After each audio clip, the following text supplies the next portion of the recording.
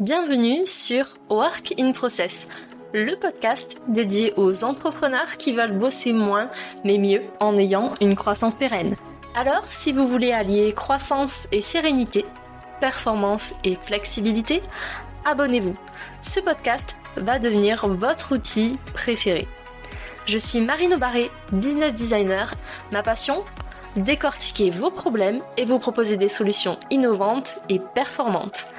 Bienvenue dans l'aventure. Bonjour à tous et bienvenue dans un nouvel épisode de Work in Process. Aujourd'hui, je vous ouvre une page de mon journal de bord d'entrepreneur. C'est un format intimiste, à la croisée entre les conseils et la confidence. Ces épisodes sont très rarement préparés. Généralement, je me base sur une expérience que je vis en ce moment, je tourne une vidéo et je la regarde quelques temps plus tard pour m'améliorer. Aujourd'hui, j'avais envie de vous partager l'expérience, la situation que je vis depuis quelques semaines, puisque je sais que je ne suis pas la seule à la vivre, et je reste persuadée que le podcast, au-delà du fait d'éduquer, est aussi là pour inspirer et soutenir les entrepreneurs. En tout cas, c'est la vocation de Work in Process. J'espère que cet épisode, assez inhabituel, vous plaira. En tout cas, il sort du cœur. Bonne écoute. Gérer les vagues. Quand on est entrepreneur, on a tendance à avoir beaucoup de moments très hauts, très forts, très intenses, avec beaucoup de joie, d'excitation, et on a aussi pas mal de moments bas, sombres, parfois délicats ou douloureux, et on peut passer de l'un à l'autre très rapidement. Quand en plus on est hypersensible, comme je le suis, ces montagnes russes, ces vagues, sont décuplées. À chaque fois, c'est une sorte de tsunami. Et depuis bientôt 3 ans d'entrepreneuriat, je commence à peine à entrevoir comment gérer ces vagues au quotidien. Je sais que je ne suis pas la seule à vivre ce genre d'expérience, ce genre d'aventure, et j'avais envie en fait de vous partager mes réflexions, mes ressentis et ce que je peux faire aussi au quotidien pour faire en sorte que lorsqu'elles doivent descendre, que ces vagues n'écrasent pas tout sur leur passage. Alors quand la vague est haute, c'est assez tentant de se laisser emporter, emballer par le flot et de se dire que finalement, on va dépenser toute notre énergie à ce moment-là. Je l'ai fait longtemps, plusieurs fois. Et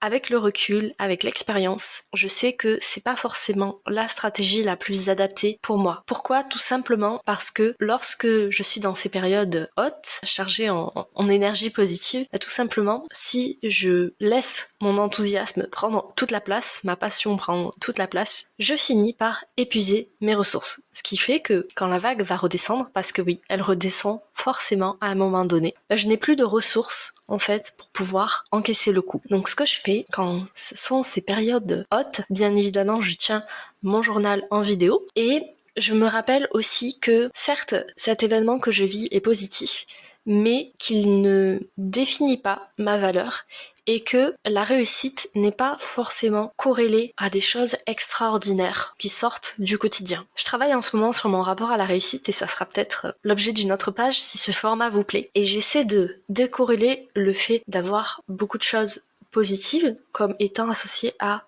de la réussite. En fait, pour moi, la réussite, ce n'est pas avoir le plus de choses positives dans sa vie. C'est au contraire apprécier les choses qui nous arrivent, qu'elles soient positives ou qu'on les considère comme moins positives, et d'en tirer le meilleur. Les échecs, les difficultés, les erreurs sont des sources merveilleuses d'apprentissage. Et je pars du principe que si j'ai fait une erreur et que j'en ai retiré des leçons qui me permettent de m'améliorer, alors j'ai réussi. Je me suis aperçue que quand je suis dans le creux de la vague, donc la partie plus basse en énergie, où il y a plus de remous, j'avais tendance à connoter ça de façon très négative, à m'en vouloir d'avoir ce type de phase et à finalement tomber dans des travers pas forcément très positifs pour moi, pour mon bien-être. Depuis quelques semaines, je traverse une phase, disons, inhabituelle. Cette phase, c'est un peu comme un changement de costume. Quand on a l'habitude de porter toujours le même costume, il devient hyper confortable. Les fibres du tissu se sont relâchées et ça devient presque un pyjama. Depuis quelques semaines, je suis en train d'évoluer et je suis en train de changer de costume. C'est très inconfortable et probablement que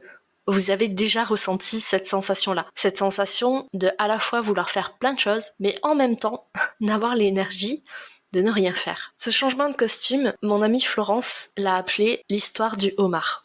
C'est une histoire qui vient de Françoise Dolto. Et en fait, cette histoire dit que un homard, lorsqu'il est tout jeune, perd sa coquille pour pouvoir adopter sa coquille définitive. Et entre ces deux moments, il est sans protection. Il est beaucoup plus vulnérable à tout ce qui se passe dans son environnement.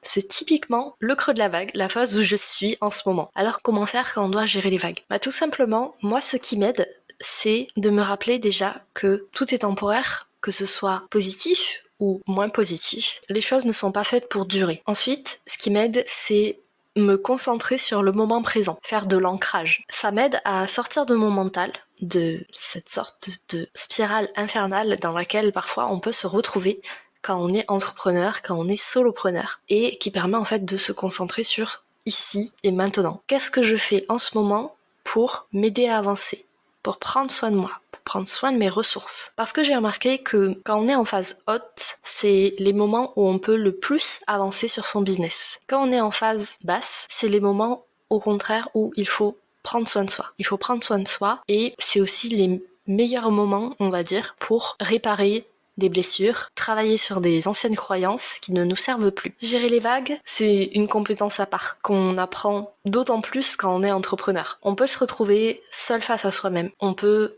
se sentir dépassé par les situations. Mais j'ai tendance à croire que chaque moment positif, chaque moment négatif est là pour nous apprendre quelque chose. Pour moi, le hasard n'existe pas. Et s'il nous arrive quelque chose, peu importe l'événement, la situation, elle est là pour nous enrichir de ces enseignements. Alors j'espère que cette page de mon journal va aider au moins une personne, va vous faire réfléchir, va vous inspirer et surtout va vous rappeler que vous n'êtes pas seul dans cette situation.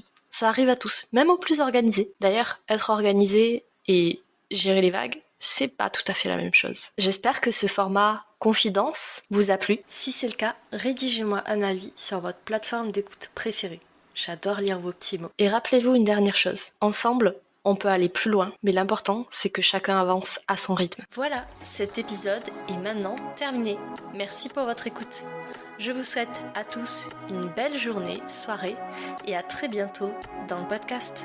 Bye! Cet épisode t'a plu ? Tu peux le partager en me taguant ou lui laisser 5 étoiles sur Apple Podcast. Encore merci pour ton écoute, à très vite.